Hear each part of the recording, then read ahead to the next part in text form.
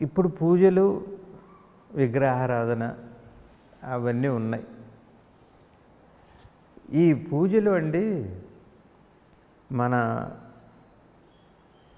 ధర్మం పెద్దలు ఏం చెబుతున్నారంటే విగ్రహం దగ్గర ఏం చేశావో, ఇందాక నేనేం చెప్పానంటే గురువుగారు కళ్ళు మూస్తే భగవంతుణ్ణి స్మరించు, కళ్ళు తెరిస్తే సమాజాన్ని సేవించు. కళ్ళు మూస్తే అంటే అర్థం ఏమిటి అంటే హృదయం అంతా ప్రేమతో నిండిపోయి ఉండాలి ఎప్పుడు. కళ్ళు తెరిచినప్పుడు దాన్ని పంచాలి, దీనికి ధర్మం అని పేరు. ఇకపోతే విగ్రహారాధన, గుళ్ళకు వెళ్ళటం, యాత్రలు చేయటం, ఇట్లాంటివి అనేక విషయాలు ఉన్నాయి.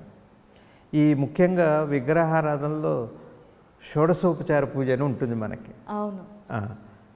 దాంట్లో అన్ని మర్యాదలు ఉంటాయి. ఆ విగ్రహానికి అన్ని మర్యాదలు ఉంటాయి. రమ్మంటారు, ఆవాహయామి, ఆసనం సమర్పయామి, భోజనం పెడతారు, స్నానం చేస్తారు, అన్నీ చేస్తారు కదా. విగ్రహం వరకే మాత్రమే పరిమితం కాకూడదు, అది బయట కూడా అది చెయ్యాలి. ఇక్కడ నేర్చుకున్నది అక్కడ ఆచరించాలి. ఇక్కడ విగ్రహంగా భగవంతుడు, అందుకనే పరమాత్మ అంతా నేను వ్యాపించున్నాను, అంతటా నేనే ఉన్నానని పరమాత్మ చెబుతాడు. ఎట్లా ఇందాక నేను చెప్పినట్టుగా నేమ్లెస్ ఫార్మ్లెస్ కదండి. మరి అదేమో ఇందాక డాల్ఫిన్, దాని పేరు అది, దీని పేరు డాగ్. ఒకటి డాల్ఫిన్, ఒకటి డాగ్, రెండు వేరు వేరే, కానీ కామన్గా ఉన్నది ప్రేమ. నువ్వు దేహపరంగా చూస్తే కుక్క వేరు, డాల్ఫిన్ వేరు, కానీ రెండిట్లో వ్యాపించిన ప్రేమ మాత్రం ఒకటే ప్రేమ ఉంది. ఆ ప్రేమ అట్లా నాకు పేరు లేదు, రూపం లేదు ఎందుకన్నారంటే ప్రేమ రూపంలో అంతటా నేనే ఉన్నాను అని రూపం చూడకుండా ప్రేమించమని, రూపనామాలు చూడకుండా ప్రేమించమని. కాబట్టి ఇక్కడ విగ్రహంలో, విగ్రహం అనే మాటకు అర్థం ఏంటంటే విశేషంగా గ్రహించబడేది. మన ప్రయాణం ఎప్పుడు కూడా సబ్జెక్టు ఆబ్జెక్ట్ అని ఉంటుంది. ఆబ్జెక్ట్ నుంచి సబ్జెక్టుకి వెళ్తాం, కానీ అంతే కదా, ఆబ్జెక్ట్ నుంచేగా సబ్జెక్టులోకి వెళ్తాం, ఏదో ఒకటి ఉండాలి కదా. అంటే విగ్రహంలో పరమాత్మ ఉన్నాడు అనుకుంటాం, ఉన్నాడనుకొనే దండం పెట్టుకుంటాం మనం. ఇక్కడ విశ్వాసం చాలా గొప్పది. విశ్వాసం చాలా గొప్పది అంటే ఉదాహరణకి మీరు ఒక ఫోటో దగ్గరికి వెళ్ళారనుకోండి, ఫోటో పైన కొన్ని అద్దం ఉండొచ్చు, అద్దం లేకపోవచ్చు, అద్దం ఉండొచ్చు లేకపోవచ్చు. ఇప్పుడు అంతా లామినేటెడ్ ఫోటోలు వస్తున్నాయి. అక్కడ అమ్మవారు ఏదో దేవతా విగ్రహం ఉంది. మనం ఏం చేస్తాం, పాదాలకి నమస్కారం చేసుకుంటాం. మీరు ఆ పాదాలని పట్టుకొని నమస్కారం చేశారు. ఆ పాదాన్ని పట్టుకున్నప్పుడు మీకు తాకింది కాల, దాని వెనకున్న అట్ట. అవును. మీకు అట్ట తగులుతుందా, పాదం తగులుతుందా? మనం తాకినప్పుడు కళ్ళు మూసుకొని మనం అమ్మవారి కళ్ళు తెరిచి, కొన్ని కళ్ళు తెరిచి అనుకోండి, కొన్ని కళ్ళు మూసే అనుకోండి, మీరు ఒక ఫోటోలో ఉన్న కాళ్ళకి నమస్కారం చేసినప్పుడు, తాకి నమస్కారం చేసినప్పుడు మీకు తగిలేది, చేతికి స్పర్శకి తగిలేది కాళ్ళ, అట్టనా? అట్టే కదా.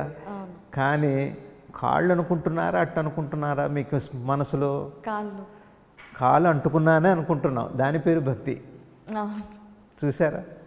కాబట్టి ఇప్పుడు పరమాత్మ ఇందాక విగ్రహంలో లేడు, నా మనసులోనే ఉన్నాడు, నా మనసులోనే ఉన్నాడు.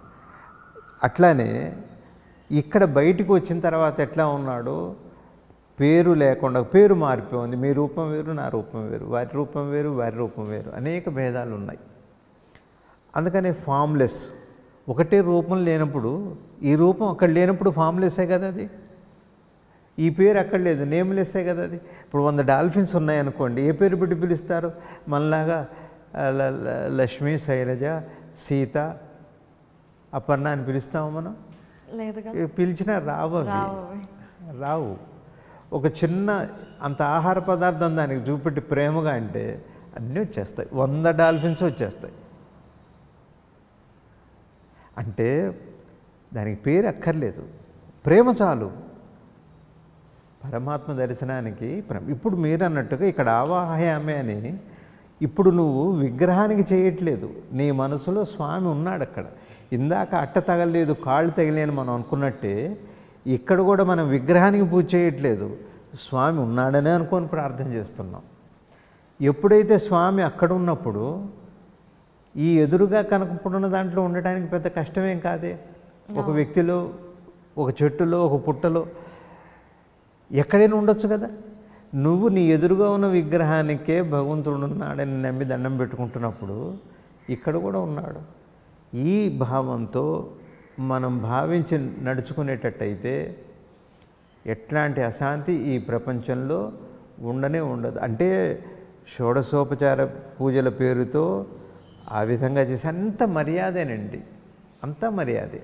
అంటే గుడికి వెళ్తాం, గుడికి వెళ్ళిన తర్వాత దర్శనం అయిన తర్వాత డైరెక్ట్గా రావద్దంటారు, బయటికి కాసేపు కూర్చోవాలంటారు.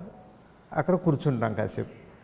ఎందుకు కూర్చోవాలి అంటే కాసేపు వాళ్ళు ఏదో ప్రసాదం పెడతారు, ఒకసారి ఆ స్వామిని గుర్తు చేసుకొని ఒకసారి మననం చేసుకొని కృతజ్ఞత, నాకు ఇట్లా ఇప్పుడు నాకు ఈ సహాయం చేసావు, నాకు ఈ ఉద్యోగం వచ్చింది, నాకు పెళ్ళయింది, నాకు పిల్లలు ఉన్నారు, ఇవన్నీ నీ దయవల్ల జరిగినాయని ఒకసారి కృతజ్ఞతాపూర్వకంగా ఒకసారి కూర్చోవటం అంటే స్మరించుకోవడం అని అర్థం.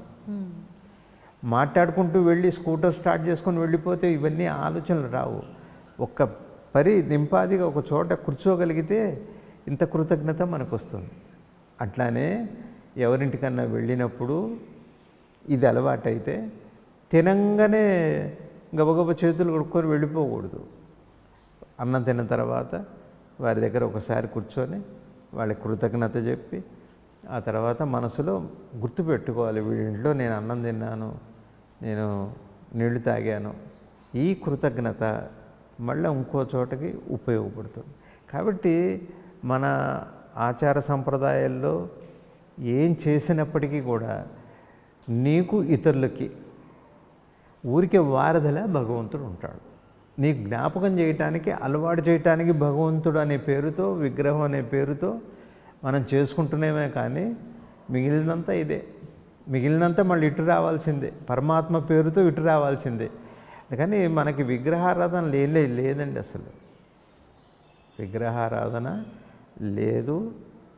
పరమాత్మ అంతటా ఉన్నాడు అనడానికి నీకు ఇష్టమైన రూపం ఏదో ఒక రూపం అక్కడ పెట్టుకొని ఇంకా మళ్ళీ విగ్రహం కనపడదు, మనకి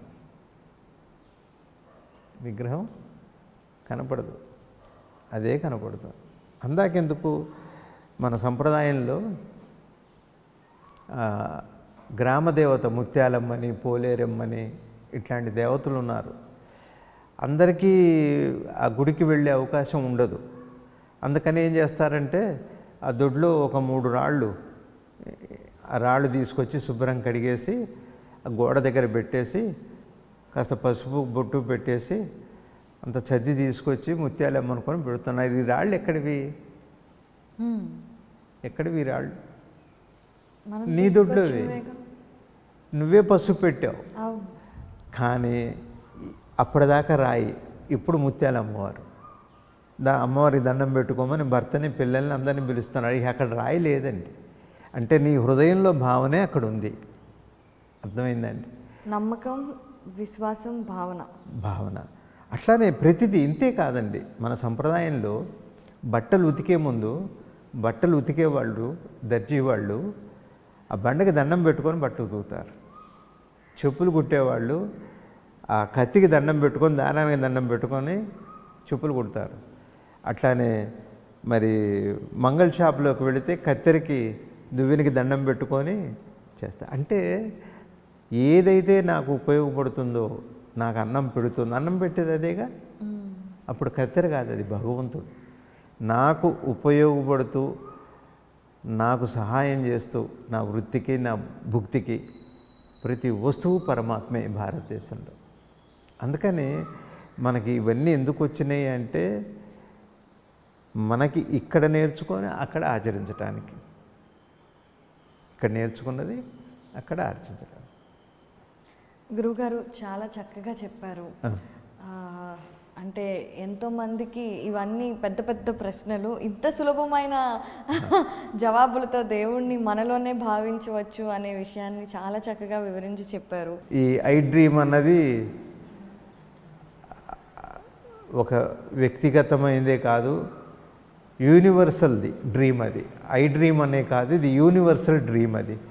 ఈ డ్రీము ప్రేమతత్వం చేత అందరూ సంపాదించి సుఖశాంతులతో అటు ఇహము ఇటు పరము రెండు సాధించాలని భగవంతుడిని ప్రార్థిస్తూ ప్రేమ స్వరూపులైన మీ అందరికీ నమస్కరిస్తూ ముగిస్తున్నాను. థ్యాంక్స్.